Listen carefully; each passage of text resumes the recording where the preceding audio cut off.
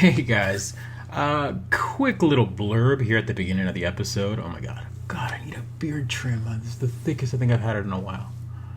Anywho, it's Wednesday. I'm editing this before I put it up. It'll go up late Wednesday. I apologize for that, but it's just been busy with work and whatnot. Wanted to let you guys know that yesterday's recording of the episode was kind of weird. We were covering for our friend Jordan. He has this on a restream, so when we stream of any sort, we kind of automatically put on his channel, and we did that because he had to miss an episode because of a future development. It looks like he is now a father, and I don't have any update on that. I just know that the baby has been born. I don't even know the sex of the baby yet. So congratulations, Jordan, and your lovely wife and your spawn is the best thing I could call it at the moment. But wanted to let you know that the audio is perfectly fine on this episode. It's going to be weird because we're kind of distracted trying to get everything up and running. But the video, my video in particular, is very choppy for the first 30 minutes or so of the podcast. So bear with me. If you want to fast forward, you can, but you'll miss a lot of the audio. So you can mute it, or you can just bear with it and watch my jittery drop frameness of it, and that was because of the stream and just some craziness with my machine. But again, guys, after the 30-minute mark, dogs, of course, we're back to our regularly scheduled program. So see you guys next week with a clear, no technical difficulties episode. Thanks.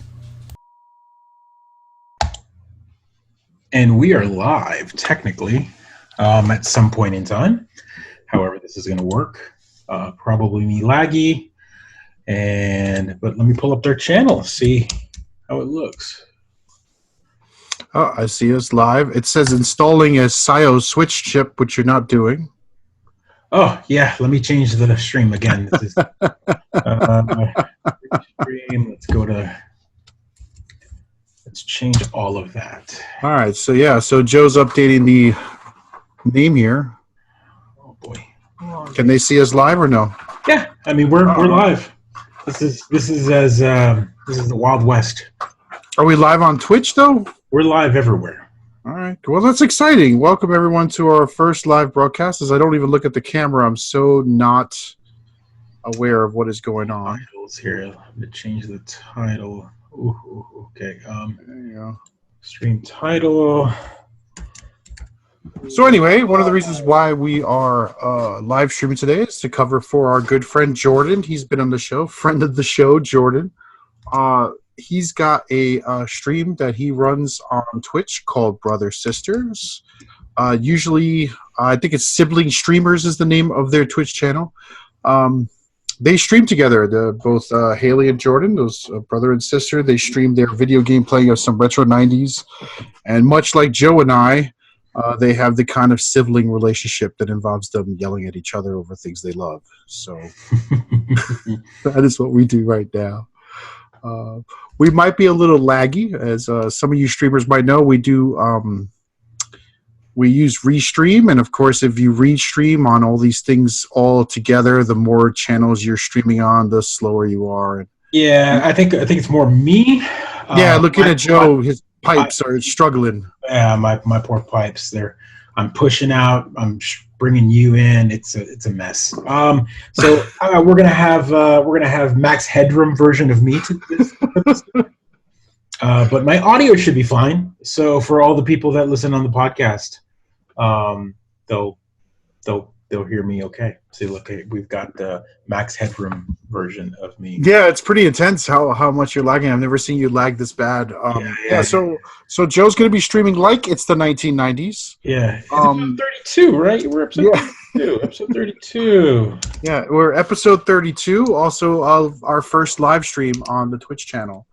A lot of good stuff and interesting things out there. Top of mind for me, Joe, and as you're lagging back and forth, is that Star Wars opening in California. I am dying inside. I haven't felt this jealous since like my friends went to see Batman in the theater first, right? It was killer. It's killing me. Reading those articles. Yeah, so that's funny. I mean, you run right into it, and that's exactly. I wanted to talk a little bit about a bunch of things here, but yeah, no, absolutely. there's the funny part about all of that, about the whole park opening up and everything. I've got a couple of people that I know that went, followers followers on Instagram, and a couple of people on a couple of other groups that I'm part of, especially the lightsaber building group that I'm part of. It literally seems like everyone I know went. I know, right? And I'm like, how did you get? Like, apparently everyone, we didn't get the memo that everyone was going to go. It's like, are you a Star Wars fan? Do you know how to spell Star Wars? Come to our Millennium Falcon reveal. And I'm like, wait, how did I? Yeah. How did I miss this? So I read a lot. The big thing, I don't know if you heard about this, but there is a spot inside of the Star Wars land, or whatever they're calling it, Star Wars world, that you pay $200. It's $200 minimum experience. And you go through, it's an hour 15-minute process of building your own lightsaber. Yeah, so I was talking to my mom, right? Because my mom has she's got the hookup. She's got a place nearby that we could stay. God, so we could do a lot of things real cheap. We might have to do the pilgrimage next year. Yeah, we'll try to plan it together. And she's like, this is all great, but like $199 to build your own lightsaber, and I'm like, yeah, Mom, that sounds awesome. Yeah. I'd pay it twice. As a matter of fact, I'll pay it 3 times. I'm going to have to set up $600 on the side just for my lightsaber and the 2 boys. That's what I'm saying. I'm like, Mom, do you not know that like it's been like I was born for this. This is like Star Wars is my. This is it. That will be right. Like I will be able to be in the Millennium Falcon. And I will build a lightsaber, and I will be escorted out of the park grounds by stormtroopers. Like I don't know how else you could make a more perfect day for me than it be that day, and any amount, right? I think they're underpricing it, right? I'm going to wind up paying a lot more, right? And I'm probably frozen right now because I'm trying to fix the camera, trying to see if I can fix some of the lag here. Yeah, sure. It's going to go in and out of randomness. There's a that's funny because that is not laggy, and that is my my macro cam. So if I was to wonder what that looks like pulled back here. I can see your cells there. So folks who watch Brother Sister and are listening to us, we're what are we, Joe? We're a little podcast. We do a little thing on YouTube. we play a little games. That was pretty scary, actually, the nostril shot.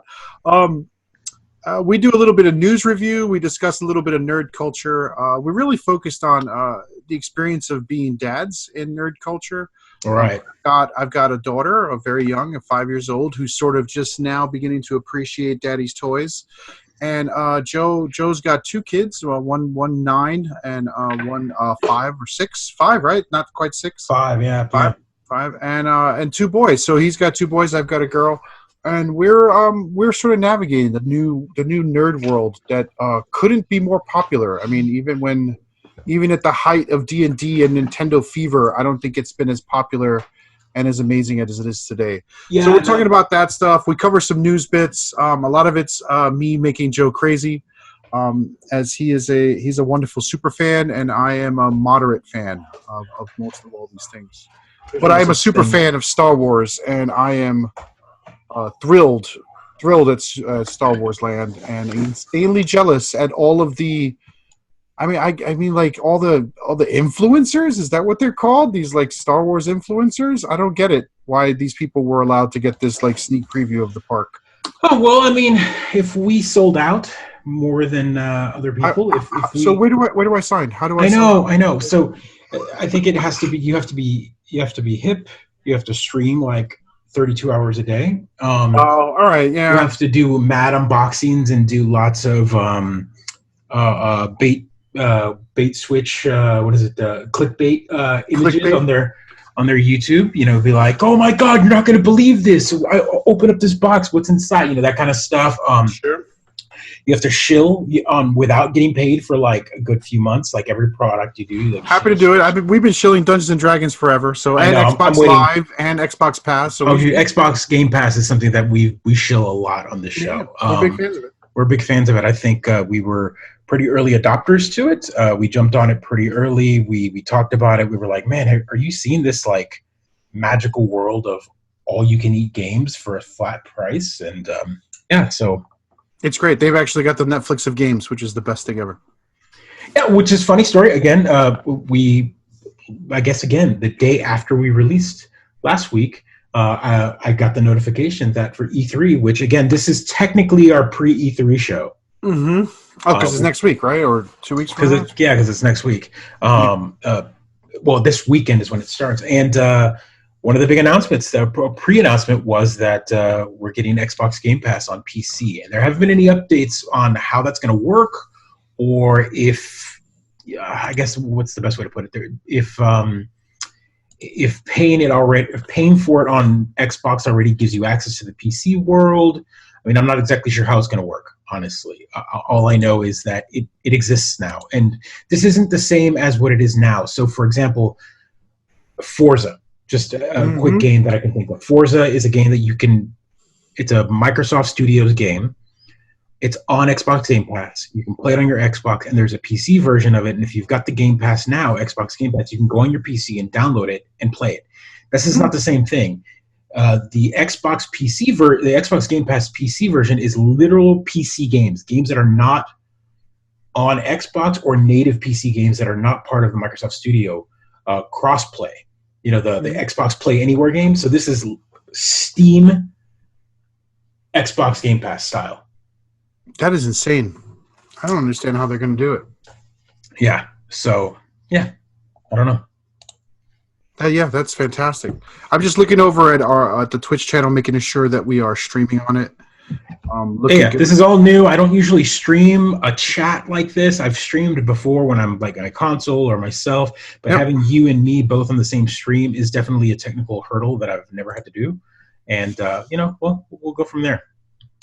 Yeah, I think probably the way we should have done it is I log into my Twitch channel, and then we sort of share our moment on either that or use a different chat program, maybe a Skype or something where it's just lag free, and then I can capture that window. Because what I'm doing right now, guys, if you're familiar with streaming, is if you want to know our rig and you can critique it, is I've got us. Usually, this is the way we film the podcast, and the podcast gets recorded in a live file. So at the end of it, there's a file that's saved on my computer. This time, I'm actually capturing the preview window and then blowing that up inside of our OBS. And that tends to work for other things, but for some reason, something is causing my camera to lag. And it wasn't doing this earlier. So who knows? I mean, I don't want to end the stream and start over. At this point, we're just going to run with it and make it the technical difficulty episode. The technical difficulty. Yeah. That's how we get caught by Google for using copyrighted music, right? Oh God, they do this so fast and quick. It's like the minute you put it up, we get the notification that we use that game show music. Oh yeah, the bots scan it and it immediately hits us, and it's okay because I used under 30 seconds. They can tell me, they can hit me with a copyright. They can hit me with a copyright hit, and then it's not a strike against the channel. It's just basically like, hey, by the way, we're not going to monetize this channel for the original owners. We're going to slap you with an ad. Slap you with an ad that you're not going to get any money off of. So, yeah, that's how. Yeah, there we go. So anyway, Star Wars Pilgrimage 2020. Right now, my mom is also a Star Wars fan. For folks who don't keep track, she's a original nerd, if you will. She's plotting a May or April escape from school. So pull Romy out of school sometime in April, May, and then go.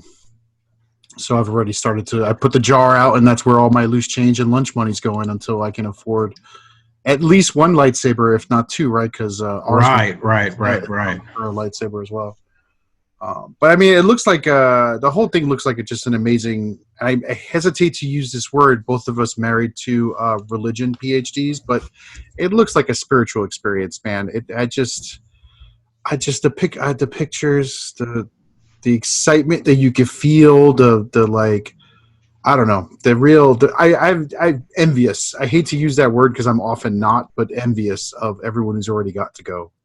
because it looks like Sure. a total class. I wanted to go in costume, but then I read that they don't let adults wear costumes, so They I'm do gonna have to. not. They do not let adults wear costumes But because that they makes don't want. sense. I mean, Yeah. as I thought about it, I was like, oh my god, then you could totally be a jerk. But R can wear a costume, so I'm gonna see if I can convince her to put one on. Because but then I read that there's something called what is it called? Like Disney branding or Disney sliding. So like what they do is they plan outfits that aren't exactly like cosplay, but are Right. Right. Right. similar. Right. So you're wearing like a stylish purple shirt over your yellow tunic, so you kind of look like Lando. You're like calling attention to yourself as Lando from the Solo film, right? So you kind of, Yeah. I mean, like like I'm looking at it, I'm like, actually, that's a pretty cool way to do it. Like you look pretty cool, and also you kind of make callbacks to the characters that you love, right? I was like, oh, that's pretty. Like the Solo outfit, I was like, man, I would wear that on a normal day, right? That's a pretty nice looking outfit. It was like a sweater vest. So like, I don't know, it's neat. The creativity of folks who are thinking about wearing that kind of off that Disney callback clothing. I forget what it's called already, but Yeah. yeah, it's Yeah. Yeah. Whatever they're. Yeah. Um. Do me a favor. Talk.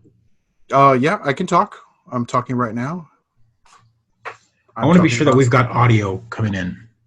on what Twitch. Yeah, if your audio is coming in, I know mine is because I'm seeing the bar, but when you talk, I'm not seeing it. Oh, I see it switched to my screen, but you know what? I don't know. I don't know. Did we have this problem before when we did the Borderlands stream? But no, I was on Twitch for that. Let's see here. Oh no. That's okay. We'll fix this. It's not a big deal. If people can hear me, then they can hear me. If they can't hear you, then I will fix that. Again, I didn't realize that it wasn't coming in. I didn't see anyone ask or say anything. No, I mean I don't think they have many people watching. They might have been like, "Oh, I only want to see the animated characters." I know, right? Those are Especially, I think also brother sister left them on a cliffhanger, right? They were pretty close to the end for the pirating adventures. I know. I Monkey haven't. Island, and they left them on a cliffhanger, which is kind of a nice way to break them up. And then they give us as an intermission, and then I'm sure people are like, "What is this? What are these two dads talking about Star Wars?" I know, right? What else are you gonna do? And I keep talking, but if folks can't hear us, they can't hear us. We'll get it. We'll get it. Oh Hold no, on. but we need to record this for the podcast. Well, it is recording. It is recording our audio normally. Like it's recording our normal method, which is fine. I don't think it's. I'm trying to figure out why it's not grabbing you. Yeah, so while Joe does the technical stuff, I don't know if folks saw, but at the Apple, what is it, Worldwide AD Day? What is the heck is it called? They showed Minecraft Earth. Did you watch the videos of that, Joe?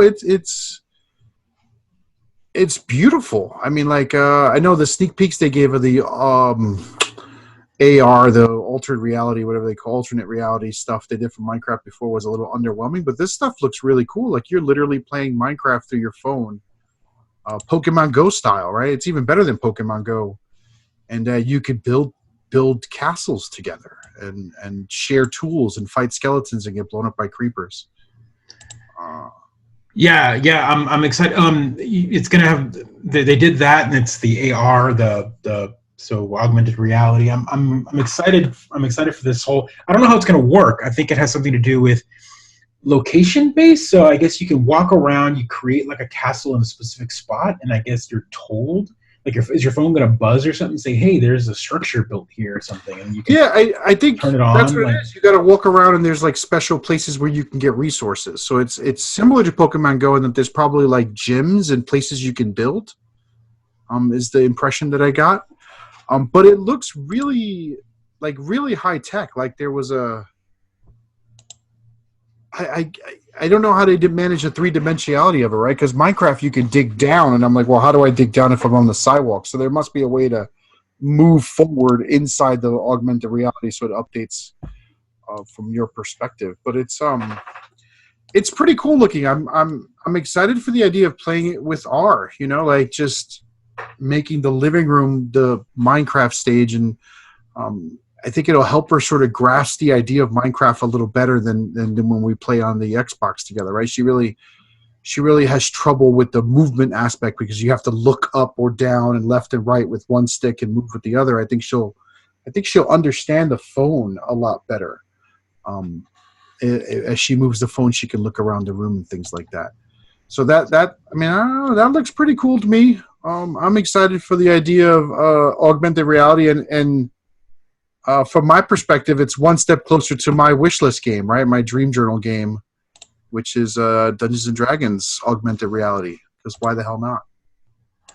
Let's see if this fixes it here. Oh, there we go. We're gonna see if we can fix it. Apologies to the people watching. We are without sound.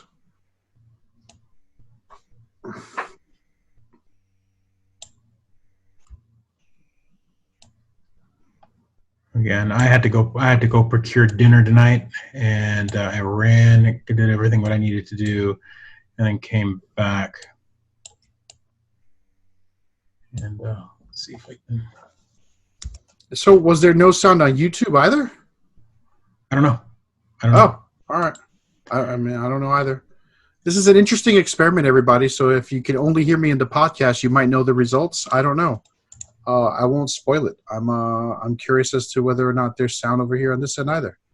Yeah, it's interesting because it usually gives me the option to like choose the desktop audio, but it's not giving me that. So I don't know why it's not doing that. The desktop audio is usually a separate. The desktop audio, but it's not. Oh, there you go. Say something. That's you. And now I'm talking, looking at my phone. Nothing there. Wow, there's like a. Say something. Yeah, you don't have audio. Yeah, I've got no audio. Oh boy, I'm sorry. This is interesting. Sorry for no audio. You're here for my voice. Oh no, so we have audio from the recording for the video. Wow.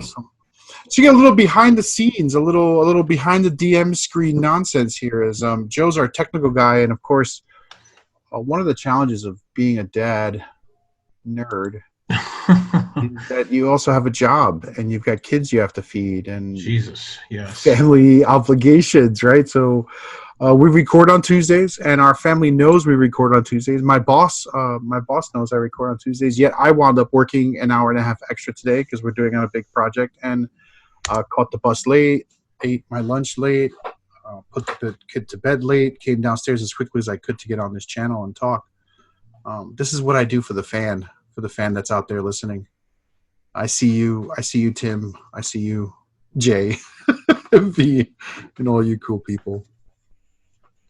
Let's see here. Maybe this will work. Maybe this will work real quick. And again, I apologize, you guys. Yeah, I mean, I guess we'll be dropping off the Twitch channel soon on Brother Sister. They're going to find it hilarious that we gave them 30 minutes of half sound. Man, we are disappointing everyone all over again for sure. The Mid-Geek disappointment, right? Why change? Disappointment. Oh, Jesus. I'll have to get this. I figured this was easier than I thought, but for some reason or other, everything is just not working the way it usually is. And it's because I think what's going on here is the program is told to capture everything through my mic. So it doesn't, I can play video or whatever. And I thought if I added, like, for example, I'm telling it to record Zoom, like the program Zoom. So it should grab the audio from Zoom, but it's not. It just doesn't, there's no mixer or anything for that particular application. So all it is capturing the video, but it doesn't grab the audio from the application for some reason. So I'm not entirely sure why. So we thought this was going to be easy. In fact, I texted Joe earlier and asked. And I drove home and I got it. I turned on my machine and got it set up, and then I went to go get dinner and I came back and then I fired it all up just like I thought it would work. And then of course I forgot one major thing, which is the audio for Pedro. Oh boy. So what Well, we can go, that's 30 minutes. Well, we can, you know what? I think we'll end it here for the stream, and we can continue the podcast normally, and then we'll talk about it there, and then we can work from there. I don't honestly, I don't have a better answer. I wish there was a better way for me to fix this. I just don't understand why it's not showing me an option to capture the desktop audio.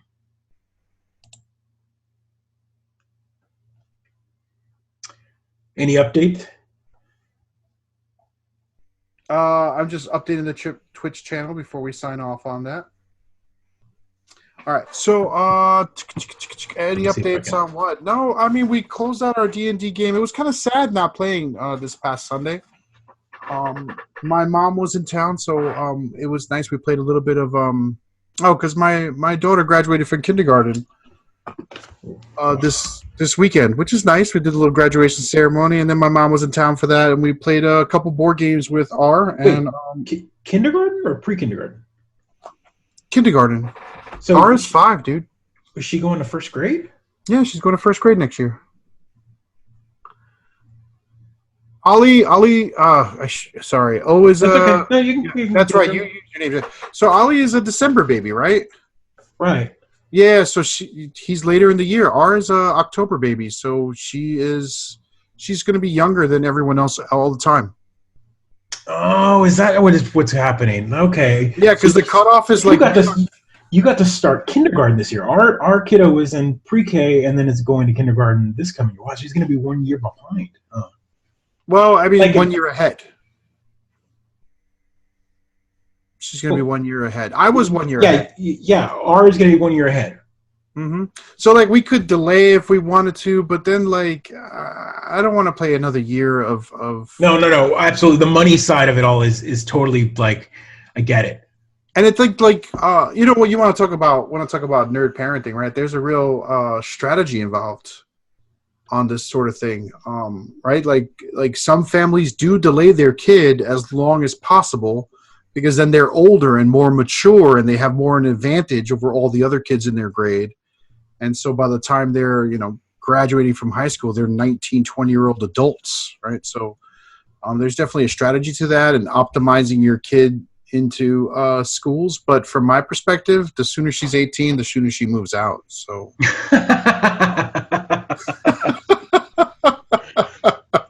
Oh boy, I love her to death, but I think it's super important that that kids get out. That they're challenged, that they struggle. Things shouldn't be easy, right? So things are in fact very hard. So that's an interesting philosophy, and again, I know this is looking weird for everybody that is looking on the stream, but for the podcast people that are going to watch, I definitely liken it. And for this, what's your philosophy on that? Again, as parents, I'm not.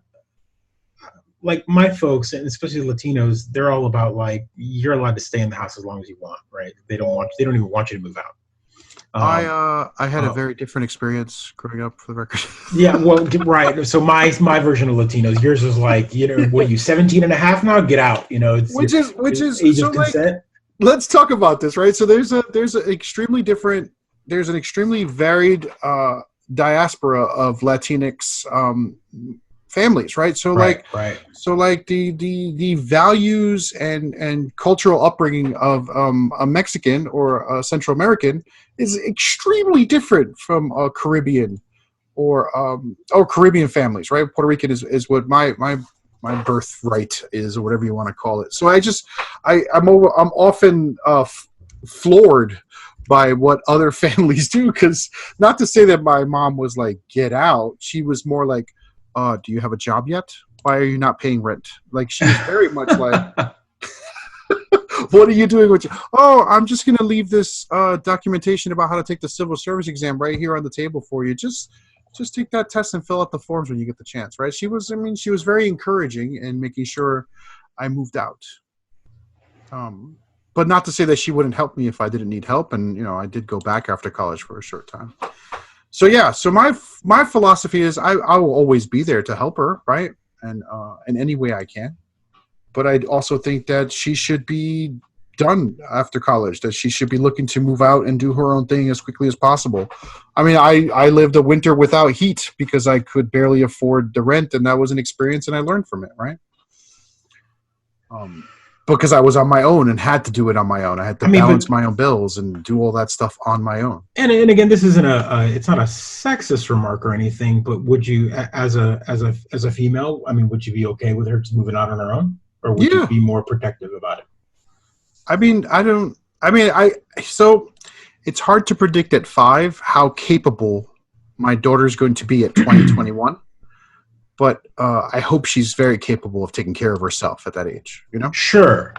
Like, I feel like I will have failed as a parent if she can't do it. And I don't think, I think, you know, being a woman, she's going to have to behave differently, but, you know, she needs to be on her own as well. She's not going to be a porcelain doll at 22. She's going to be a woman. And women know how to defend themselves and take care of themselves. And hopefully she knows how to do her laundry, cook food, and pay the bills, which is what I'm supposed to impart that knowledge as well. Right? I mean, also she should be kicking ass in Street Fighter, right? So I feel like there's a balance we're trying to do here. So she should be able to tell who she should be knows all the Star Wars trivia as well and dominate on trivia night. I don't know, right? I don't know how else to explain it. Are we still on the Twitch channel? Yeah. I'm gonna turn it off in a second. I'm just I'm getting everything. I'm trying to see if I can get this set up one more time. I've got one more thing. This is the nerd obsessive compulsive disorder. Cut your really losses. It really is. Cut your losses and participate in this podcast. No, I'm trying to here. 40 minutes of watching Joe fix this. Apologies to everyone. So I apologize so much. No, it's okay. But yeah, I mean, I don't know. You'll hear me say to our and you could do it yourself. Yeah, you could do it. I know you could do it more than anything else, right? Because I think that kids need to learn how to do things on their own and not depend on their parents for anything. So that's what I'm focused on all the time. We'll see how that works, right? I mean, in 20 years, who knows if the world is even going to be around? So, ooh, dark. I love it. I love it. I made a joke like that in the office today, and it did not resonate. I was working the wrong crowd, I think. Oh yeah. They weren't really feeling my darkness as much as I hoped. As much as I was trying to make them feel like, hey, we can make dark jokes in this room about the world ending, because we got to be prepared for it. How about you, man? What are you playing? What am I playing right now? Jesus, man, what am I playing right now? I am playing handhelds. All Switch all the time? No, I am playing Link's Awakening on Game Boy Color. I think I talked about it last episode, and I'm almost done. With the millions of games you could play that are coming out every day. You know me, man. Like it you know how I work. I don't like yes. It makes no sense to me. But I mean you play what you love. I get it. It's like a weird nostalgia factor. Is why they're selling us everything we loved growing up. The whole 90s portfolio is being thrown at us. I've been playing Division 2, right? That's what I've been rocking. A little bit of Division 2, although some crazy bugs, crazy problems being uncovered by the hardcore players at the highest levels. Bullets are disappearing because the netcode is crap and things like that. So, oh yeah. So yeah, so like someone did a video that basically was like, the video showed them being 100% accurate, but the game only showed them being 60% accurate. So 40% of the bullets that were shown hitting the target were not ever even being registered as hits. So I mean that's a lot of bullets being lost on the consoles versus the PC, which is maybe why the console version feels a lot harder for a lot of folks. Wow, that's a lot. Like it just makes it so that the console version is unplayable. So if you played against someone, I mean, yeah, that's so there's bullets that are just disappearing. Like it was crazy. Like the video showed that he fired 41 bullets out of his machine gun, but it only showed something like 30 bullets registered hits on the target. And this is in the target range, which you can use to test weapon builds and damage differences and things like that. So the game itself hitting the target should register. It wasn't even registered. Bullets were disappearing, and it's an interesting problem because I feel like all of us were feeling it. Like we were like, man, these really rapid fire weapons just aren't putting out much damage. That, and they felt like bullet sponges. Like you'd shoot at an enemy, and like it would just like go through 3-4 clips before taking someone down. Exactly, and then you'd wind up switching to like a semi-automatic weapon that the netcode captures a lot better because the bullets are coming out too fast off of those rapid fires.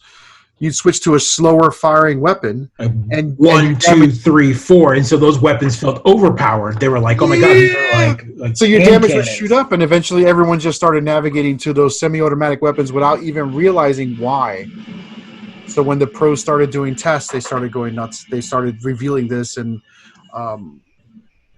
Massive is looking into it. They're trying to figure out. I mean, it's a netcode problem, right? It's just that the console is throttled to 30 frames per second and the amount of uploads and refreshes, and I don't know if that they can ever. You'd have to really optimize your netcode to get away with that.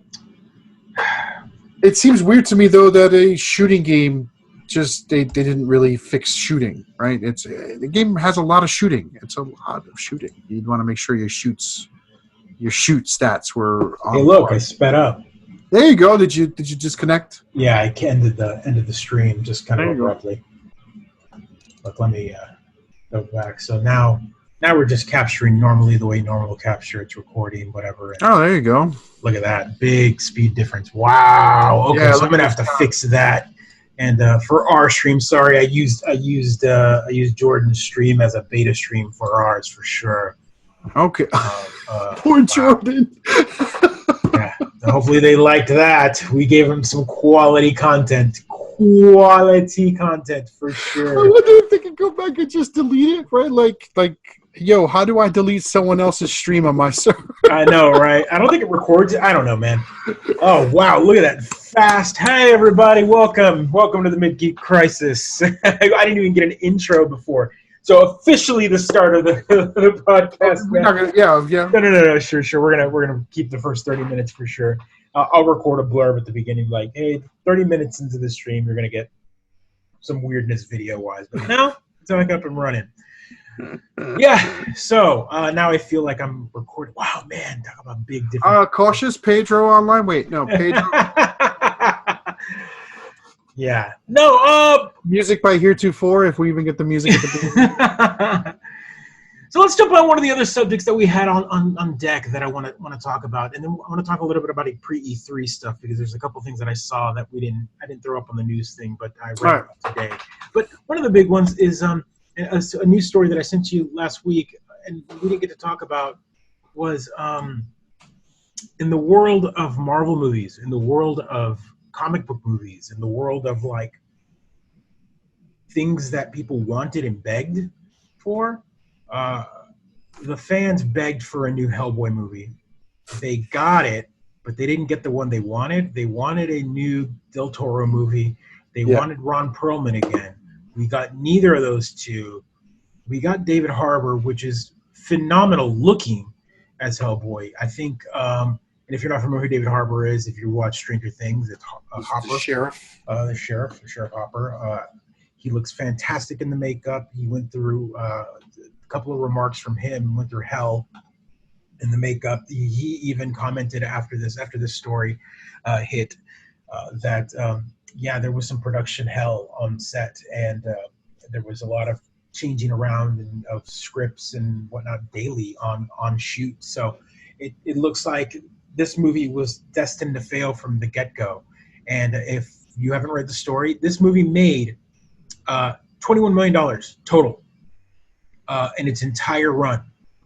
Like, that's it. That's unbelievably low money for a movie based off of a comic book. For a comic movie in this day and age, yeah. I want to look up something real quick. Just speak. That's like Fantastic Four Part 2 money. It's not. Right. I mean, I haven't seen it, so I can't judge. By all counts, though, the script was a mess, right? Like, their performances, whatever, we could put that aside for now, but it just wasn't good. David Harbour, I think... No. As a matter of fact, it wasn't Fantastic Four money. Like, I want to just because one of the worst comic movies to date has been Fantastic Four or Fan Four Stick, whatever it looked weird. The wording on the poster and everything. It was Fantastic Four. It was the 2015 revamp. It was done by the director of Chronicle. Josh Trank. He's great, but it also went through development hell. That movie made total worldwide $167 million. Domestically, it made $56 million. Oh, all right. This movie made more than double a production budget of $120 million. So worldwide, actually turned a profit. So it turned a profit a little bit, not by much, but it was still considered a failure because domestically only made $40 million profit is an amazing amount of profit. It's weird, like I know. No, I agree with you here. $40 million is great. Yeah. But I don't understand why everyone's like that doesn't make much money, but $40 million is amazing. Yeah. So Fantastic Four made $40 million. Now I'm going to look at another movie, just because another movie that had original movie, had an original movie, and then it got they made a new version of it. So Judge Dredd. Mm-hmm. We had an original one with Sylvester Stallone, and that movie back in the day made $113 million worldwide. And again, we're talking about this. Pretty good. That's pretty good back in the day. Yeah. Back in the day, that's a lot of money for a movie in like 1995. Yeah. 1995. Now the relaunch, which is an infinitely better movie. If you haven't seen it, guys, it is so good. So good. Some of the best action scenes I've ever seen. It's and it's got Cersei in it and Bones from the new Star Trek. So Carl Urban and Lena Headey, and phenomenal actors. The director Alex Garland, and again, worldwide, it made $35 million. It only made $13 million domestically and 22 foreign. That's the new Dredd. That's the new Dredd. Wow, it was so good. Why? Yeah, this is one of those movies where it became a cult following. I need to see what it did. Maybe this Hellboy will be a cult movie. Like cult movies, you need to make no money, and then suddenly it hits Netflix. Right. So Dredd is definitely one of those. When I said that is considered cult, because anyone who's seen it loves it. They're like, this is an amazing action movie. But then it made no money in the theater because it had it was one of those movies that hit the theater and there was no marketing whatsoever for it. I feel like I saw a few posters and I was like, really? There's a Dredd movie coming out? That's an interesting choice. But yeah, I guess, I don't know. It's such a small fan base for Dredd. It isn't the comic book movie. Right. So Judge Dredd, the character Judge Dredd, is way more popular in the UK. Yeah. He is... because they live under the shadow of a potential totalitarian. Right, it's the Megalopolis or whatever. Yeah. It's got a specific name for the series. Judge Dredd is what the character is, but the whole universe has got a specific name. But doesn't it? It's weird to me because doesn't it take place in the United States? Like, isn't the Megapopolis like the Boston to Washington corridor, or is that my own made up canon? That's your own made up name, but you're right. You're right. I mean, that's essentially what it is, right? So, my own head canon.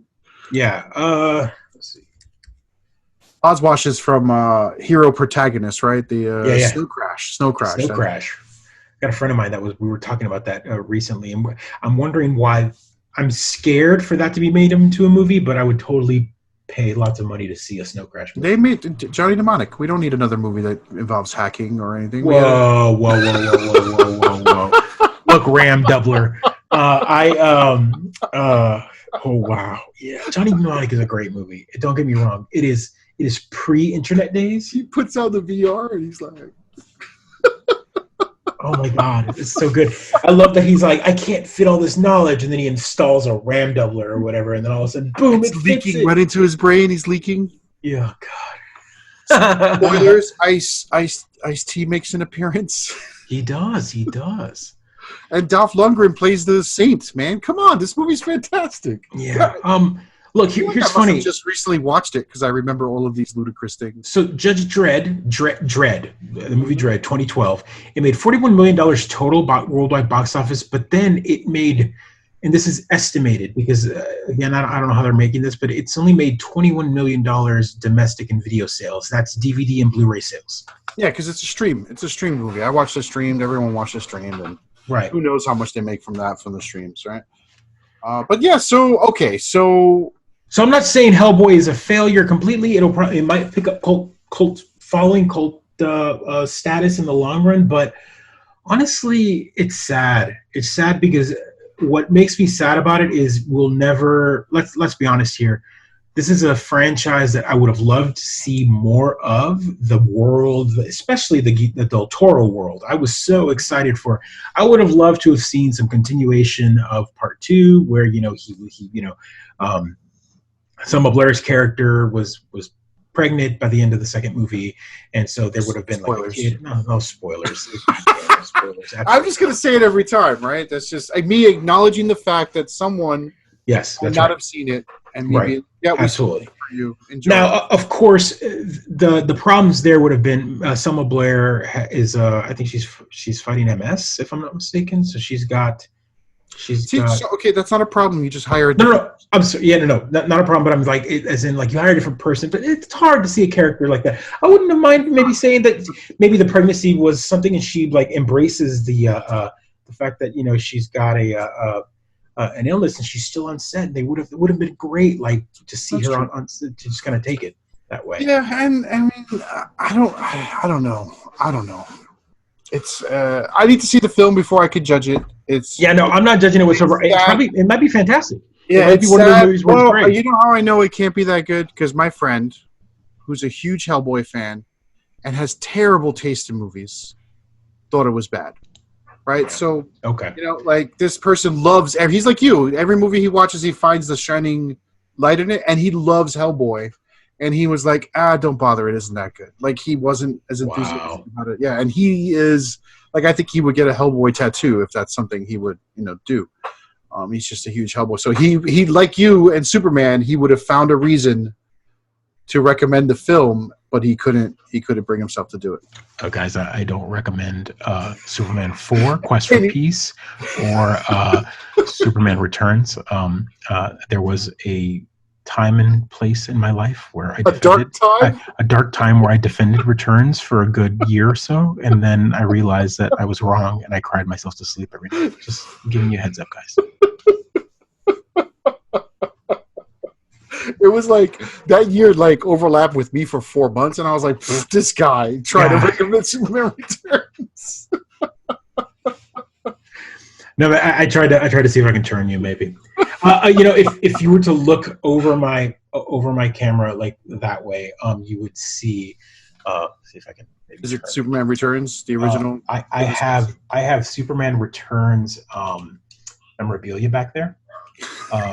And you got it cheap on eBay in the past. No, man. Like, hold on, let me see if I can do this. Took it out of a dumpster or a landfill in Nevada? Is that what you did?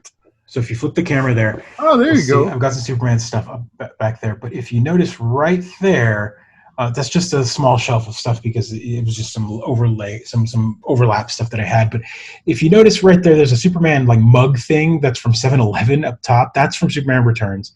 But below that is a Ken doll. For Superman. So it's Ken in the Superman thing, and behind it is a Barbie and Lois Lane. And so, the Barbie stuff goes up in price or down or whatever. You hope. Yeah. So that's. Although I can tell you from this angle and looking at that Superman, it looks like a cheap representation of Superman, just like Superman. It's Ken. It's Ken in Superman. What's interesting is the Barbie isn't Barbie. The Barbie is Kate Bosworth. Interesting. So it's really, really thin and kind of wispy looking Barbie. It's weird. Does she have baby mama drama? Does she have baby mama drama? Oh my God! Does the Superman come with a shiv, a special breakaway shiv? Oh God! I do have that. I have a piece of shiv, like a Superman Returns candy thing. I also have a bag, and I've shown you this before. I have the Sobe energy drink, the Superman Returns one, the silver, and I also have the bag of Kryptonite Doritos. Oh my gosh, they're probably delicious. Oh, they're still sealed. It's a snack size. Snack size. It's a little tube of them, and it's my concern with this is from the very get-go was they rebranded the guacamole flavor. At one point, there Which was a is good. guacamole flavor, which is a good flavor, but they rebranded it and named it Kryptonite. And I was like, why? Who? I don't understand. Like, you can't eat kryptonite, so these Doritos would kill Superman. I'm so confused. Like, why would I want to buy those? As a patron, I would have bought them and been like, "Damn you, you kill him!" Throw them down. They're like, "What's the purpose?" Like kryptonite flavor. What? I feel like all I would do is sharpen my Doritos and shiv you. Yeah. throw a bag of Doritos at Superman. Oh God, it hurts. Taste the flavor explosion. Taste the flavor explosion. Yeah, no. And you drained that can, right? I can't remember if you drained that can, right? I drank it. You drank it. All right. Oh no. Sick for days. So quick E3 update. Looks very exciting. A lot of leaks. I'm trying not to trust all of the rumors coming out. I'm not reading any leaks. I've told myself that I'm going to enjoy it and maybe do a couple live streams like this. I'll get this streaming thing up and running. It's Xbox, and that's it. Because Sony's not there, right? Well, Sony is not there. And Nintendo's not there. Nintendo is always there, but they don't have they never do a live thing. They do a video, a pre-recorded thing, and then when they announce it, they play it, and then right after that, they do what's called Treehouse Live, where they immediately have like developers and stuff sit and they play test all this stuff. Like sure, so there isn't really Nintendo really set a bar 3-4 years ago with this like Playhouse Live thing, where they said we're not going to waste money on a big thing. We produce it before the show, we put it up, we get it ready, and then once it's up and ready, you get good curated quick showing of what they're going to show for the next year, and then they immediately show you gameplay. Like that's something that everyone wants. Where none of this big trailer thing and then no gameplay. So if PlayStation's not there and Nintendo's doing their normal, we're going to show you something but not show you something thing, then isn't it just the Microsoft Xbox show? I don't understand. No, well, so again, just like previous years, you haven't been a big E3 follower. You kind of read the news after the fact, but there's major talks, like the major keynotes.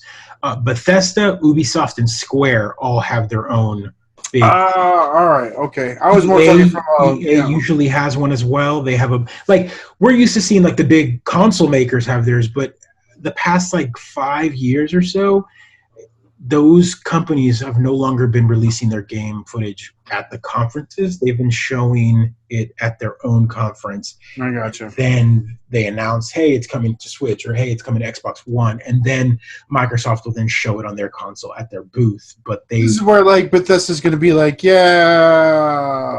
new Skyrim on the phone? Like it's just going to I don't know what they're going to show. They've released a couple stuff, like Rage came out a couple weeks ago. We at Rage 2, and I heard it wasn't very good. And I'm a fan of all the id Software stuff. So folks have a blast playing it for a little while time, but it turns out playing in a dystopian future full of dystopian players is not the most fun experience, right? So, and then MMOs have all of their growing pains. Now, I mean, you can't release a polished MMO anymore. It's just it's all beta. You release a beta, and then that's the theme of our show. With our show is always beta. In fact, our Twitch stream earlier today, if you got to catch it, was a beta stream. Sorry about the difficulties. Please subscribe and pay us money, and we'll make it better, right? So I'm going to go through a little bit of the schedule here. So the first thing that comes up is Saturday. This Saturday coming up, June 8th. EA does their live stream, so they're the first one out the gate. Then after that, Sunday. So wait. Prediction: loot boxes. They're gonna have to talk about it. Oh boy, I'm there. So EA, they make all their money on the sports games, man. I mean, so it'll be FIFA. It'll be FIFA and Madden. Yeah, but they got to talk about the loot boxes because they have to figure out a solution for that loot box thing before the government passes a law. Right? And then we'll see if they address it or they won't address it. It'll just be a non-issue. They'll just they'll say here's a game, and then the game won't have anything, or it'll have all downloadable content only and no microtransactions. They're announcing a new Modern Warfare. I know that, so it's Call of Duty Modern Warfare. That's the name of it. No, they just renamed it again, so it's just a new version called Call of Duty Modern Warfare. Oh, okay. Confuses All right. everybody. Yeah, sure. It's like Star Trek. Like, all right, we don't know what number this is, but who cares? What's interesting though is they just re-released Modern Warfare. Like they released like a port, like a remaster. So it's bad naming. That's kind of been the I was reading about it though. Here's an interesting thing. It's a it has a single player campaign. Again, because they lost tons of money. So the game that was praised for all of like 2 weeks last year when we talked about it, the launch of Call of Duty, whatever it was called, the Ghost Black Ops, who cares? Black Ops, whatever. They were like, oh, it's going to be the killer to Fortnite, and it was for all of like a week, and then everyone jumped back to Fortnite. Yeah, because everyone's played that game before. So this has got a single player campaign that supposedly, I mean, this is all the promises, seamlessly melds into the co-op campaign. So you have your single player campaign experience, and then you can go online and do co-op missions with your friends. So, and it's not zombies, which I'm excited for. It's actual like Modern Warfare co-op missions. So maybe you do missions together. Maybe there's like, I don't know, recover the laptop from this battle scene, and you have to shoot your way through. I don't want to be objectionable, so I don't know who you're going to shoot your way through in Modern Warfare, but I assume it's some sort of modern. Maybe Russians, right? They're a good enemy to pick on right now. So yeah, maybe the Russians. That's who we're going to shoot. Get a computer from the Russians. So that's that sounds exciting to me, right? Like that. It does. It does. I'm a single player into a co-op. Like I like as a person that buys everything. You don't buy 3 years ago. 3 years ago, I bought everything that would come out if it excited me even a little bit. I haven't purchased a new game this year. So what happened during? So I mean, you've got the two kids. Yeah. I feel like eventually your disposable income stopped being around, right? That's right. Well, I mean, it's not that I want to use it on other things. Like I've learned that I didn't buy Mortal Kombat. And I want to, especially when the announcement of the DLC, all these new characters that they announced, Sindel and let's get the Game of the Year edition, dude. You don't play with it. Yeah, that's right. That's exactly it. I'm just gonna wait for the Game of the Year edition with all of it already added into it. And Mortal Kombat, like they did XL, was what they called it when the Game of the Year. Same thing. I'll just wait, and by then all the characters, skins and whatever. So again, EA, I haven't played a game from EA that I like. What happened to Apex Legends? Like, isn't that a game that I haven't heard anyone play it anymore? Like, there's been like no talk. Dude, it made a big splash, but I think the growing pains. I mean, there's still streamers, there's still tournaments, but Fortnite came back. We've talked about their new season. Model. Yeah, with their new season, and that calls everyone back home. It's like ringing the bell, calling the cows back home. And they've added all sorts of, I mean, they've got Marvel crossovers and Disney crossovers. And John Wick crossover that we didn't get to talk about. John Wick crossovers, right? I haven't even seen part 3 yet. What's interesting about that is these events that they do are a week long, and they basically call everyone home by saying, here are skins and content that you'll only be able to get during this one gameplay week. And then that's it. And it goes away because it's licensed content. So the idea of them bringing back any of that John Wick stuff is never going to happen unless they do it for the DVD release, but they won't. And so that's it. The Thanos mode only happened during the Endgame stuff, and they only did it last year with Infinity, so they're not doing it again. So that would be weird if they did it again, right? So I mean, it's also weird that like games now like that, those sort of like those living games, I don't know what to call them, generate content with no intent of bringing it back. Like in the old days, you'd make a game and that'd be there forever because you spent the money to invest in it. You had to use it.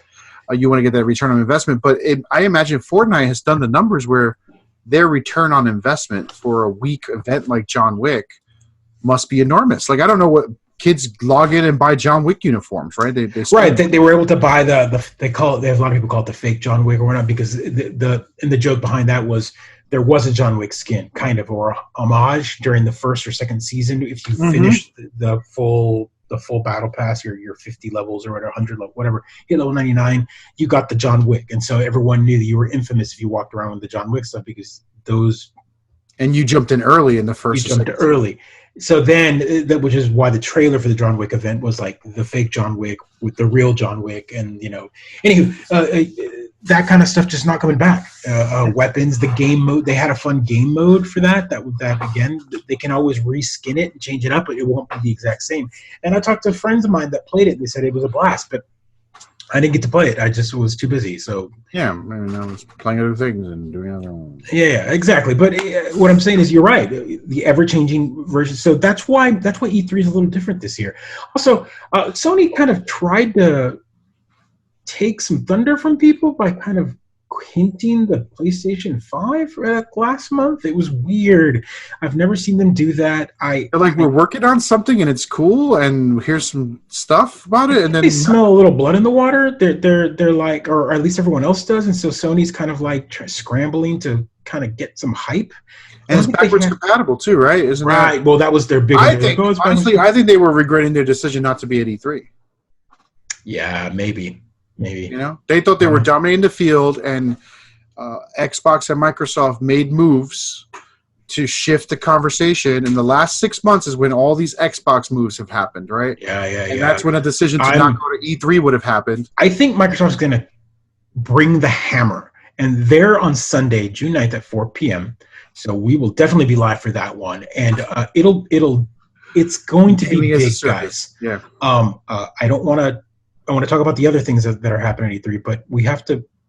The elephant in the room for this year is Microsoft. They have made partnership moves with Nintendo. They have made partnership moves with Sony behind the scene for cloud services. They have announced Xbox Game Pass for PC. So that means that the Microsoft name and presence is now under the Sony umbrella for their servers, Nintendo for their API, and PC gaming. So that's all three of the competitors plus them. So that means no matter where you go, you'll be able to play Xbox. And yesterday was Apple's WWDC, and they announced iOS 13 and a bunch of other things. And one of the big announcements was Apple is bringing their Apple Arcade, and they went ahead and added support natively on iPhone and Apple TV and iPad. Xbox controller support, so you can just sync your Xbox controller right to your iPhone or your Apple TV, which means that you'll be able. I guarantee you're going to see an Xbox streaming app of some sort on your Apple TV, so you can have your Xbox in your other room and maybe your bedroom, your Apple TV, and stream just like you can with your Stream box, and connect your Xbox controller and basically play your Xbox game streaming over your home network with your Xbox controller. What a beautiful world. We're going to be playing my Xbox Game Passes over my Apple TV on my Sony television. Oh. Yes. Yes. Microsoft pretty much laid the hammer down. And remember, they purchased 13 studios by the end of this year. But they had announced a bunch of them last year at E3 and said that we have a bunch of games in development. Stay tuned. That they bought like 3 more studios middle of this past year, which gave them a total. And then they renamed Microsoft Studios to Xbox Game Studio. Mm-hmm. So that means that they now have over 13 plus gaming studios under umbrella that they have been creating exclusive games for Xbox. They're running a Netflix. They're running a Netflix play, man. Exclusive studios, exclusive shows. But Sony's always been known as the exclusive ones, right? Like they've got their exclusive single-player games. Sony's the game paradise, right? Xbox was there and strong. They just weren't the same as playing on a PlayStation. I know I felt a little envy in not owning a PlayStation, but I made my choices. Right. And now I'm like, gonna play my Xbox on my Switch. Like eventually, that's the dream. So, and then So Sunday, we're going to get that, and then Bethesda goes on Sunday night at 8 p.m., which they'll probably announce a lot of the parallel stuff that was announced at the Xbox. It's just going to be an hour-long apology for Fallout. for Fallout 76. People still play, man. People still play it. I don't dispute that. People still Devolver has a small show at 10 p.m. Eastern. Again, they've had. I mean, if you look at their catalog, you're going to be like, "Oh, I know where that game." Totally. So a ton of games that they've released, and it's funny because they can have a small little show at the end of the night and still make a big enough splash to matter. Yep. Then Monday, this is the 4th year I want to say of this, the PC gaming show. It's kind of like a gaming, like a PC centric talk, it's usually brought to you by like AMD or someone like that, and then it's just a lot of the games that we already saw at the previous stuff, and then also a couple of exclusive PC titles, but nothing really that we haven't. Nothing new ever gets shown at the PC gaming show. It's just like, we matter, we're important. Yeah. Right. Ubisoft will be at 4 p.m. on Monday. Square is new Monday. Assassin's Creed, Square. All right, new Final Fantasy. Keep going. Yeah, exactly. Or Tomb Raider.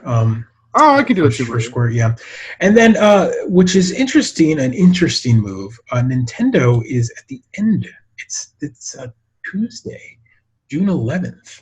So we have to wait till Tuesday for Nintendo to kind of drop their own news.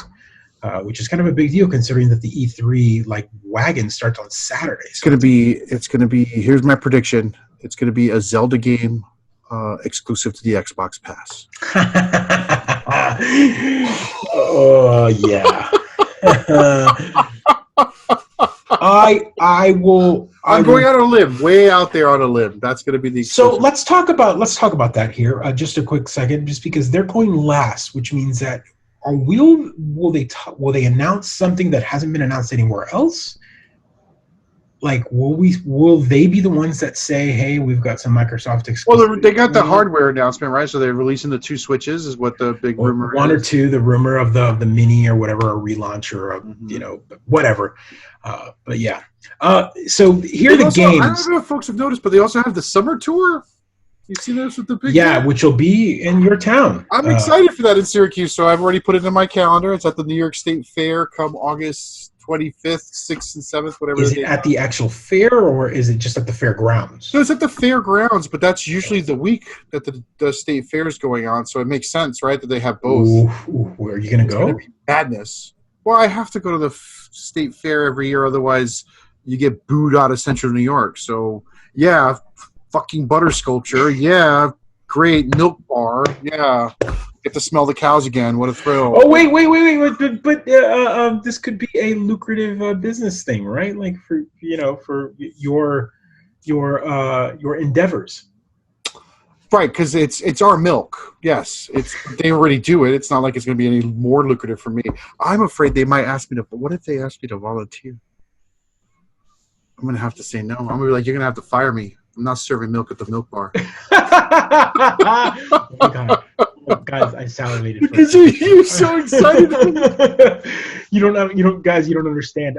So every year there's a state fair in New York, and the New York State Fair is in Syracuse. And everyone from far and wide in New York comes into Syracuse, and they've got shows, and a couple concerts are happening this year that I think. The Roots are there this year. Isn't that exciting? Which is going to be fantastic. I think we talked about that before. But every year I wait with anticipation for the text message that says, "I fucking hate the state fair. God damn it, I hate it all. I hate it. I swear I could probably pull up. I can go through back through my and pull it back. Like 5 years of like you hating the state fair. Like, I freaking hate the butter sculpture. Why does everyone hate? What? I don't understand. It's just butter. I don't get it. And everyone, he loves it so much that he doesn't, like, I swear to God, he probably hides it on Facebook when everyone's posting the same picture of the butter sculpture. Like, oh, the butter sculpture. Oh, the butter sculpture. And I'm like, all right, great, thanks. Like, I wish there was, like, never have I wanted a dislike button so hard on Facebook than the New York State Fair button. Because it's like, it's always this, like, blurry picture through the foggy glass. Looking at them.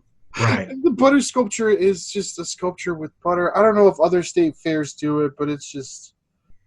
Oh, and dairy's great, whatever. Buy milk is healthy, but the milk bar is like a nightmare. Watching people do shots of milk. He's lactose intolerant, folks. Just putting that out there. I know his weakness. But even if I liked milk, I wouldn't do shots of milk. Come on. In the middle of I know you don't. I get it. Milk kills you, but the middle of a hot day, you're going to have a shot of milk and be like, that was refreshing. Guys, milk was a bad choice. No. Come on. When you say hot day, by hot day, you mean like 75, 80 degrees? Oh, come on, August in New York? That's Uh, like 90. I know yeah. Houston, whatever, but they don't have a milk bar in Houston, do they? No, No. they don't, which I'm envious about. But you guys, It's just a giant steak now bar, I right? have It's just to I have to reemphasize this. I know we're jumping around in subjects here, but this milk bar, it's called the Rainbow Milk Bar, and they have regular milk, which, and then they have chocolate milk. They have banana milk, I think, and they have strawberry milk. And let me tell you guys, I know it. My fellow co-host here is rolling his eyes and going, "It's just milk," but if you've lived anywhere outside of the state of New York and had milk, and then you have milk in New York, you haven't had milk. I will I say can agree that with the that. state of New York has amazing dairy. Yep. Amazing dairy. It's something about the cows. It's the dairy culture there is very different. The milk is very different. It's because we there's feed like our cows bagels and pizza. Yeah, of course, bagels and pizza in the water. And it has a lot to do. I don't know what it is that the dairy, the grass, the foliage, all that stuff, the stuff that they eat there. The winters are different. The summers are different. The spring are very different. Just the way it works. And I've noticed it. Like I loved ice cream before, but then I moved to Syracuse and I had the ice cream, the dairy products in New York, and I'm like, I should get holy you on our shit. marketing team, man. They're gonna. No, I mean I'm serious. Like for anyone who hasn't made the connection, I actually work in the dairy industry, so yeah. that's the kind of endorsement I want to hear. Well, it's the truth. He doesn't have to sell much, guys. I'm sure anyone in New York is like, it's milk. But when I got to New York, and I was like, oh, Central New York, what is this place? Oh, it's like farm country, okay. And then I walked into any corner store, and they sold milk in the glass jar. And in most of the places you see it, that's only one company, which is the home heart or the local Central New York company. Homeland Paradise or whatever the big religious company that does milk, the Promised Land Milk or whatever. Sure. They're the big nationwide company that has milk in glass, but they sell it as almost as a luxury product. The local dairy in New York sells it just because they can, because they've got the machines to run. They've got the machines to still do it. So it costs a little more because it's a smaller amount, but it's really good dairy. I love how we could be nerdy about video games, comics, and then we're nerdy about milk and the state fair. So we're here for everybody. We're here for everybody, guys. We're geeks. I mean, for all intents and purposes, we are geeks. And I will say, like I said, if you ever go to New York, not just in New York City, but just anywhere else in New York, and you like milk, you gotta go to Central New York. The New York City milk is okay, but the Central, because the New York City milk probably comes from Jersey, you got to do the Central New York milk, right? Yeah, That's the good stuff. Yeah. So anyway, so they're going to be there. I mean, it's the same weekend. It would be weird if they're. I mean, it'd be great if they're just there for that, because then I can really enjoy 3 days worth of Nintendo van shenanigans. I don't know what's going on. I don't even know what to expect at this thing. I've never seen a Nintendo wagon before, so we'll see. So but I'm sure they're stuff for the state fair. Yeah, it's going to be But I'm I'm gonna going to rapid fire something real quick. I'm gonna bring all my DSs and get all the passes. All the passes. I'm gonna rapid fire some things, and I want you to tell me what you think of. Here. Rapid fire. Okay. Rapid fire E3 games. These are the E3 2019 games that'll make appearances in some way, shape, or form. Here's the round. Rapid fire round. Anthem. Big patch, probably DLC. Probably DLC. Apex Legends. New character, but no one's gonna care. So the Avenger Project. It's going to be the Avengers video game. Have you heard anything about this? Mm-mm. Yeah, there's a game that's being. It's part of the MCU. It's kind of getting a little bit of buzz recently. I'm interested, but I'm interested, but hesitant. Yeah, right. There's never been a Marvel game that's really gotten me great, unless it's a Street Fighter Marvel game, right? There's not. Right. I agree. Black Desert Online. Have you heard of this? So Black Desert's the MMO game with fantasy qualifications, right? So it's like surviving. It's like I have heard of it. Have not played it. Is that coming to Xbox? It's already on Xbox. It's already on Xbox. Yeah. So it's already out. Maybe new patch. I haven't played it yet. Yeah. If it came to Xbox, I'd give it a try. Borderlands 3. So, I mean, we know the rumor, right? We've heard about the DLC. We talked about it last week. Which I'm super excited for if it's real. It is. It is. It totally is. And of course, Borderlands 3 is going to be great. I mean, it's gonna blow minds. I feel like I don't want to say they. What's the expression I want to use? I feel like they threw their big party at PAX East, from my perspective. I don't know that they're going to have new news. They might have actual gameplay footage. More gameplay footage. Probably some more news. Maybe different modes. Maybe explain some of that. Hey, here's a giant game with a lot of worlds. Maybe explain a little bit of the multiplayer. I feel, they might explain a little bit of multiplayer to blow some minds, but really they've been releasing a lot of drips and drabs on their Facebook, on their Twitter. On purpose. I mean, they called it the year of Borderlands, or they're going to drip. They're keeping us. Oh yeah, just a little. Oh yeah, that's pretty much. They're keeping us slow drip. They'll drop another bomb, which will be the DLC, which will be the hey. By the way, if you're ready for Borderlands 3, here's the connecting part, and they're going to drop this DLC that probably explains the villains, which I thought was interesting, that they've introduced the villains, but they kind of walked in like you know them, like we're supposed to already know these guys. So I think that's what the DLC is. I think it's going to be. I'm excited for it. It's going to be great. These villains. Cyberpunk 2077. Dude, I would love a good Cyberpunk game, but I'm not gonna hold my breath for it. It looked good from the gameplay. I know it's had some weird controversy, especially with like women and like people of color and all this kind of stuff, because again, it is made by Project Red, which they're like Swedes, if I'm not mistaken. They're Polish. They're Polish, and there's just I don't know. a problem with, I don't know. They don't have a lot of representation on their staff. They don't. Darksiders. Apparently we're getting either a 4 or some sort of like. The fighting game, Darksiders? No, Darksiders. The Darksiders 1, 2, 3. The kind of like Zelda-based kind of dark. Oh, okay. All right. Yeah. So, yeah. That took a minute. Good. Great. Horsemen of the Apocalypse or whatever. Yeah. I don't think I've played any of them. So. The Division 2. Division 2's got the DLC, right? So they're probably going to launch their first big. Wave there, right? Yeah, their first big. It's either going to be. I mean, they're still trying to figure out raids, so I hope it's survival mode. But it's probably going to be something similar to their first drop last time, which was Underground, which was the procedurally generated missions. Yeah. Doom Eternal. More Doom. I'm excited for that. That's one that I'm really excited for sure. I'm a big Doom fan. I think I hemmed and hawed about the first game, the first relaunch or whatever, and I told it was fun about it, that it was great. It's one of those rapid fire back to old school first-person shooters that really allowed you to really feel the speed and intensity of Doom, and Doom Eternal looks like more of the same, which is bring back the scared running reload, right? Run, reload, scared, run for health, that kind of stuff. And I really enjoyed like the combo aspect of like shooting, doing a melee attack, and then it drops health, and that kind of regens you, and you kind of can keep going and rinse and repeat. Totally. Yeah. Dying Light 2, which is interesting. That's if you're familiar with the Dying Light. Yeah, Dying Light, yeah. So there was the second one of going to be announced. Man, I thought there was already a second one, but maybe it was like a remastered version. Elder Scrolls Blades. That's their hands-on. It's their mobile game, which I think that's going to be the one that they talk about at Bethesda, which is interesting. Yeah, I don't know. So let's pause. Whenever I hear mobile game, I'm immediately like, because that says to me like it could be great. Like I keep getting advertisements for the new D&D mobile game. But I'm really reluctant to download it because I know it's going to be tons of microtransactions or like locked gates that require me to buy gems to move things and things like that. So I bring myself to do it.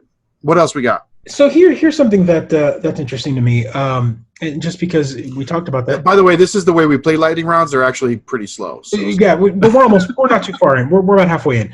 But halfway in. Yeah.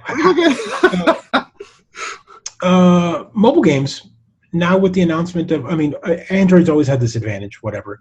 But now that iOS announced the big controllers, the Xbox and the PlayStation 4 controllers can now be used natively with our devices and the Apple TV, where do you think these mobile games are going to be now that they allow themselves to be a little more consoleized? Sure. I don't know that they're going to fix the way they buy things. Can you hold on one second?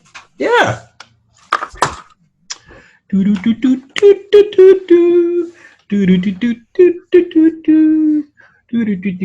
While he's away. Let me talk about one more thing real quick. We've got a couple games as well. We've got the Square Enix one that's happening, and their big games are going to be probably Final Fantasy VII Remake, and Final Fantasy, what is it, 14, which will be their online one. It'll be probably another expansion. We said it, Final Fantasy, right? Final Fantasy VII Remake is going to get interesting because we got a little drop earlier this month or last month about it. They finally showed footage of the game that was never going to be made that is apparently being made. It went through a little production hell. It went through one developer, and then it got jumped to another developer. There's a whole story behind that. If you're interested, go look it up. But I'm interested to see what they're going to do. If their original blurb of making it episodic is still happening, which I'm afraid of. I don't want that. I want the full game or nothing. If they give me episodic, that means that they're going to give me one episode 1 year and then the next episode 3 years later, because Square Enix is Square Enix, and Square Enix only be Square Enix if they are Square Enix. Can I say Square Enix again? They are Square Enix. I hate Square Enix in the way that their production cycle is. Actually, I hate Square Enix. I don't mind episodes, but it always makes me sad if they never finish, right? So that will make me sad. It's the overhypeness. Like a good example is Kingdom Hearts 3. Well, it got a lot of love. Also, I don't want to pay full price for each episode, right? That's really also right. I don't want them to milk it. Like Telltale Games had a pretty good plan, right? You spend $25, you get all 5 episodes, or you right. Let me buy all of them up front and then just drop them. And I think Hitman did that too. Hitman did that too, and Hitman's model works so well that they've released multiple Hitmen since, right? So it must be great. Yeah, that's good. So Final Fantasy VII is going to we're going to get a Fire Emblems game. Fire Emblems 3 Houses is going to be announced there. That's it. Love Fire Emblems. We're going to see some good stuff. More Fortnite stuff. I'm interested to see what Fortnite does here. If they're going to announce anything for their next wave or halfway through their wave or whatever. Probably some E3. It's going to be Fortnite bed sheets and bedroom sets, so that you can wake up off of your Fortnite beds, spray yourself with your Axe Fortnite smell, and Xbox. Following along, guys. There is a Xbox spray right now. Right now it's in Australia. Don't get too excited if you're not in Australia. And Australians, please let us know how it works out. The best part for me is koala pee on themselves for a pheromone. If you're a hardcore gamer, stereotypically you can already be smelled. You already have a. you had to, right? You just. So here, I'll help you. Doesn't it already? So when you spray that on you, does it smell like Doritos and Mountain Dew? Yeah. So they were like, it's got a citrusy smell, and I'm like Mountain Dew. Awesome. It writes itself, folks. It writes itself. Gears 5. Oh, Gears 5. All right. Gears of War. So we're gonna get some of that. So I didn't play 4. Have they not beaten the Horde or whatever the bad guys are called yet? I didn't play them. God, we suck as gamers. We're not playing any of these big games. Right? Well, I mean, but so I looked at 4, right? I played 1, 2, 3, and then I played the middle one that was between 3 and 4, and I was just like I felt like with Call of Duty. I was like, I don't. You've worn yourself out. I've played Gears of War, and it didn't look like they added anything new to the genre other than just the story. That's all. I mean, that's the only reason you play. Which, honestly, if you really care for the story, you could go to YouTube and watch someone who uploaded the cutscenes. And the story from the one between wasn't all that great. In fact, It was really confusing, and I barely remember it. And then Horde mode, which is a ton of fun if you can get 3 of your friends to play Horde mode with you. But it doesn't. I don't know. It just. I don't know. It hasn't. I don't have the time to devote to every single game anymore. So I got to pick and choose. Right? And Gears of War 3. This is what you encounter when you have a family and you're not a dedicated gamer like some folks. You're not. Halo Infinite. Excited. Why not? Let's be excited about that instead of being down. Let's see here. Pokemon Sword and Shield. I'm excited for that because I'm hoping to have a Switch by the end of summer. So all right. I'll be excited to rejoin the Pokemon Legions. Jedi Fallen Order. So I'm excited for a Star Wars game. I am insanely disappointed that you have to play that protagonist. I don't know how to say to video game companies anymore that I get why you do it the way you do it. I get why you spend so much money and dedicate yourself to this likeness, but it just makes me sad. And I can get all the hate mail you want to send me, but I just would like to customize my character differently. Yeah, than what I'm forced to play in a game. You know, I agree. But it looks fantastic from the short video. Just let me, you know what? Just let me be a woman. Let me be a guy or a girl. Let me pick. Let me just choose. If you don't want to change the facial features or whatever, the name, just let me change like skin tone. Mass Effect did such a great job. I mean, I was still Shepard. Everyone still played a Shepard, but it was my Shepard. I had my own personal Shepard, and I think that was part of the lasting experience of Mass Effect, and part of its success that we all were Shepard. We all navigated our way to the same storyline, but we each had our own individual Shepard, and part of that was customizing the features on the character. This has to do with the Star Wars like canon, where they're like, if we're going to make this character, he has to be fit within the canon, so he's got to be a character that can be used again later on, since Disney's kind of controlling it. I mean, Disney's been very good about representation, but at the same time, they're like, we can't have a character that's named and you can't represent him again. Like if we wanted to put him in a show or something later on, we're not going to be able to. Like I get we should have had maybe not a white guy, you know. I'm not even saying that. I don't know that, but I'm just saying, like, being a white guy. I just want to be able to be my guy or my gal. I want to play whoever I want. For story purposes, that's where I'm getting at is. No, you're right. That where we can just choose and we play a character. Like it's not like be a Jedi in this world. It's a story of this particular Jedi that happens in a specific time. That's what it is. Yes, yeah. But again, like that's a really poor approach because I think part of my problem with Red Dead Redemption 2 as well, besides its clunky interface and terrible inventory system, is that again you're forced to play a certain protagonist a certain way to play the game, and I think I don't want open world. I want the veneer of being able to make decisions in the video games, and I think you're missing the point if you're making me play a certain character. Like the fun of video games was being able to. The fun of video games now should be about being able to personalize my character. I mean, you look at Fortnite, man, and personalization is so important. It really is for those games. So it seems weird to me that I don't know. It's a pet peeve. The guy looks like Archie, and it makes me uncomfortable to watch Archie in the Star Wars universe. Yeah, like okay, if you wanted to, and this is just as a agreement with you, and also maybe giving an answer that we should have had. If fine, you don't want to give me character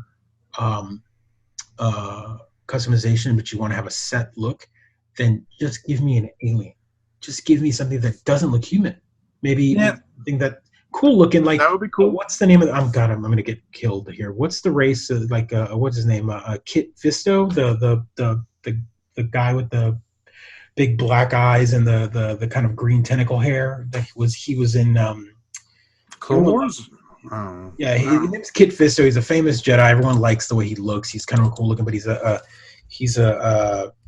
just an alien, right? Like he's just an alien looking. There's a ton of aliens in the canon cartoons. There's a ton of aliens. What's her name? Ashaka.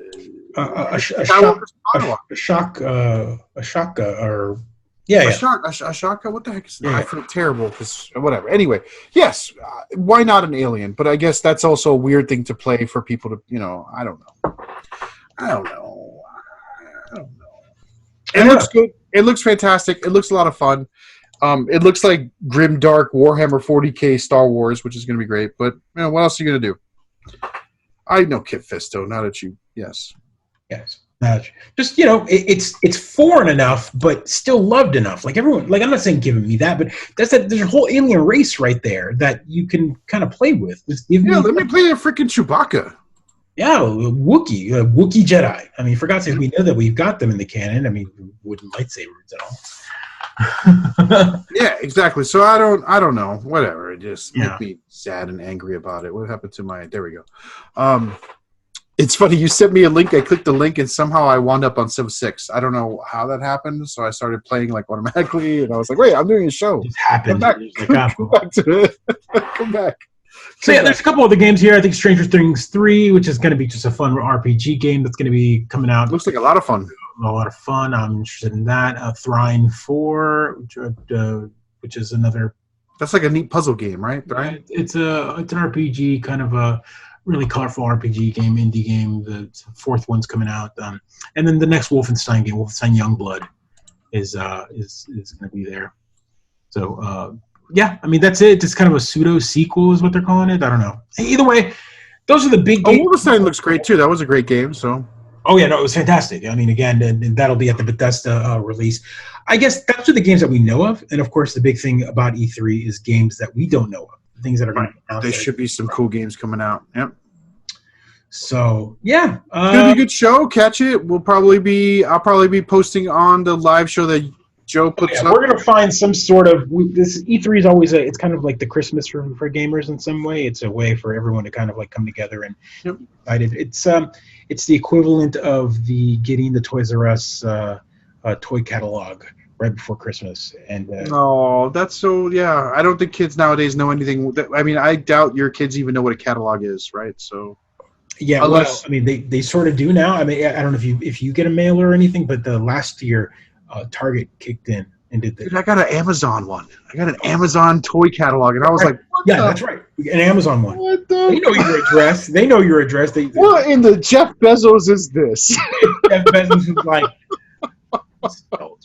it sells. And absolutely. Yeah, Target does one now, and you're right. Amazon did one last year. So, but that's it. I mean, kids already know. They see videos and stuff, YouTube unboxings and all that crap. But my kid does. Fun to see that. So E3 is that. You want to know what my kid is watching now? Thanks to you, Sonic the Hedgehog. And there's only Sonic the Hedgehog Adventures of Sonic the Hedgehog streaming on Netflix. And Chili dogs. It's really violent. I forgot how violent kids shows in our era of the 80s and 90s or 90s are. That show is violent. On the plane flying to New York, my kiddos watch. I've shown them before, but they had forgotten. They were young when I put it on. Both of them decided to watch on the little TVs on the monitors, Tom and Jerry. And insanely violent. Yeah, insanely violent. I mean, mind you, it's cartoon violent, but cartoon violence can still be violence because they still often problematic. Often problematic. let's just throw that out there. Is there a story with you and your brothers? I feel like something happened that they're. No. I just meant the shows themselves. Like you'll watch it and be like, wow, that's that's an ethnic stereotype that I'm uncomfortable with. Yes. Did you know? Speaking of that, did you know that the Tom and Jerry? You know, there was always the lady that would like watch Tom, and the only time that the adults would ever talk, it would either be like the housewife or it would be like the housekeeper lady. And she was very. I'm not going to even make the stereotype and the name or whatever, but she was definitely a older African American woman that would call him Thomas. And had the very thick Southern, accent. They've redubbed that and given her just a normal, like Thomas regular voice, as opposed to like the stereotype. So now, like, what are the Bojangles sort of? Oh my God, the Aunt Jemima kind of. Yeah.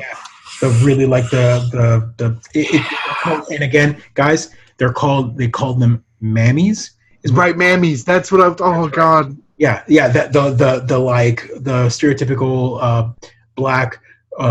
Woman with the red bandana and all that, and there's culture behind it, and it's totally problematic. And that was a character in Thomas and Tom and Jerry. She would walk around, she'd be the housekeeper, like Thomas, and like hit him, like you put that down. And very oh God, don't do the accent. I know.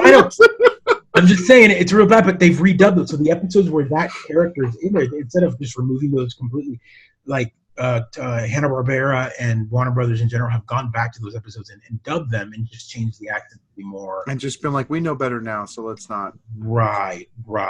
And I know some people would be like, preserve history, no matter how sad it makes me. And this will be the last subject I talk on before the end of the night. We're done. But just because they saw that, I think it's interesting that there's two sides to that. One, I'm okay with it. The version that's aired constantly on Boomerang to be dubbed over. I think it's interesting that they do have, like, Warner Brothers has put out like a collection on DVD, and at the beginning of those cartoons there's a bumper, and I don't know if you've seen this. The Whoopi Goldberg bumper? I know, but there's a bumper that I've seen, the text that says, hey, we want to let you know that there are some clips in these cartoons that are definitely culturally insensitive or whatnot, and this was a different time. We're definitely showing these. We're keeping them as preservation, but we acknowledge that there was definitely some problems. And so it's interesting. Like at one point, I'm like, these should be like removed completely, but at the same time, like it's good that they still exist so that we can kind of show that, hey, this is the kind of stuff that. Yeah, it shows progression. It also shows that, hey, the imagined slights and institutions of racism that we have built were not. They didn't come out of nowhere. They were They here. come out of nowhere. Like we like not only did we have them, we grew up with them. Even in the 80s, growing up. We had Tom and Jerry, two characters who fought each other all the time, come together to beat on a Native American Indian. Right? Like that's they joined forces to beat down a Native American on the cartoon, and that was something kids were like, yay. Yeah. And so like it's there. It's there. It exists. Be horrified on it. And of course, there is not a Hispanic male in all of America who was not called Speedy Gonzalez at some point. Right. Or showed any Mexican character on cartoon that wasn't a sleepy, lazy kind of a. Except for Speedy. Speedy was pretty fast. Speedy was fast, but his friend was Slowpoke Rodriguez. Oh, that's right, Slowpoke Rodriguez. Geez, Speedy, you are so fast. Take it easy. Take it that. Oh my God. Yeah, man. Yeah. They even had the old Porky Pig one where he's like, hot tamales. Mother, nice and hot. So again, so there we are. Yeah.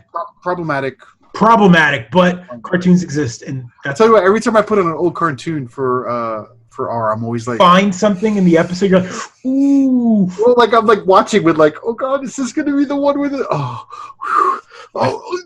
Okay, kiddo, we're going to turn this off. We're turning it off. Right.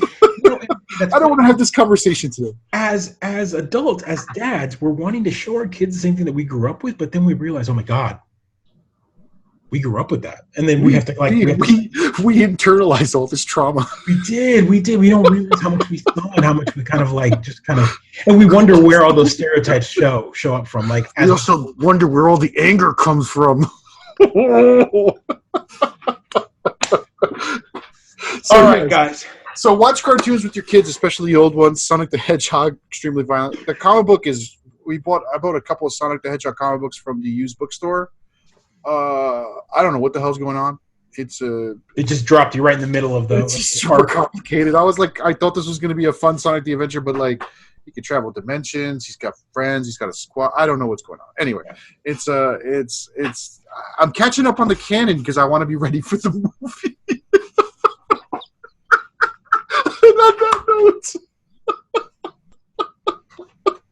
I love it. I love that it's committed. You're committed. So.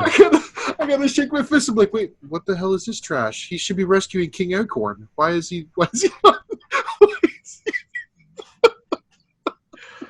Ooh, deep dive there, sir. Oh, I'm reading the sacred text. Sacred text, for sure. Wow. Okay. All right. That's good to know. Good to know. That's good nerd. That's good nerd. That's deep nerd. That's deep nerd knowledge right there. Yeah. So I'm gonna make sure to tag this for all the Sonic followers to watch. There you go. That's how we'll get watchers.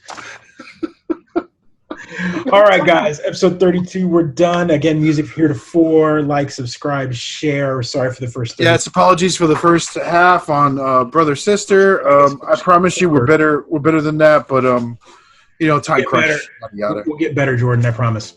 We're in beta. We're in beta. All right, guys. We'll see you at E3. We'll probably record once before or once after. I don't know. We'll figure out. We'll do something. And if you went gone to Star Wars Land, just shoot me an Instagram picture of it so I can feel sad all day. Sad about it. Oh my God. After you guys that didn't hear, yes, Star Wars. Guys, love you. Love you. Later. Again, have a good one. All right.